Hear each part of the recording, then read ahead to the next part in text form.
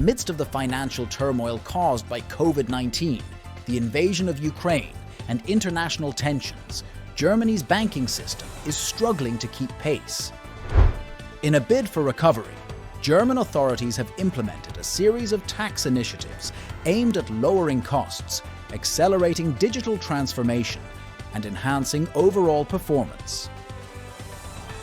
These policies are reshaping the landscape of corporation taxation, VAT, profits tax, and tax laws. The contentious Cohesion surcharge, commonly known as SOLI, was abolished in 2020. This 5.5% surcharge on capital, income, and corporate taxes has been reduced to 6.5% for 90% of taxpayers. The result? A tax relief of $10 billion for 35 million people, while the wealthiest 3.5% shoulder the entire SOLI. In a bid to reduce greenhouse gas emissions and increase renewable energy usage, the German government has introduced a subsidy for inexperienced investments. A whopping $8 billion will cover 15% of enterprises' initial expenditures in energy-saving technologies, renewable energy resources, and electric motors.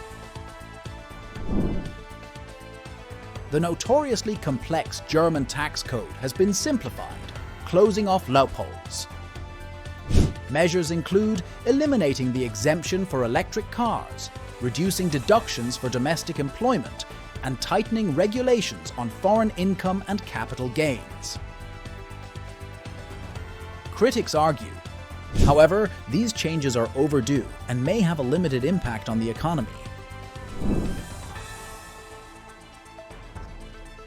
In an effort to alleviate the tax burden on SMEs, the backbone of the German economy, the government has lowered the business enterprise income tax rate from 15% to 13.5% for SMEs with yearly profits of $200,000. Municipalities impose a local tax on agency earnings, known as the Gewerbesteuer, which varies from 7 to 21%. Critics argue that it reduces agency competitiveness and increases administrative burdens. With the new tax, the German government hopes to raise $10 billion a year. In a move to assist businesses affected by the pandemic and energy crisis, the German government has adjusted the rules governing loss, carry-forwards, and carrybacks. This allows agencies to write down losses more severely and carry them over for a longer period of time. To boost digitization in the financial sector, a $2 billion tax on virtual investments has been introduced. This includes software, hardware, and cloud services. By 2025, the top rate is expected to increase by 50%. The income tax rates in Germany, which range from 14 to 40%, have been lowered and tax allowances have been increased. This move has resulted in an estimated $12 billion in tax relief for 40 million taxpayers. The child benefit and child tax credit have been raised. For parents of children under 18 or 25 years old, they will see a monthly increase of $15 per child. This equates to a tax credit score of 8,388 per child euro, providing $6 billion in relief for 18 million families.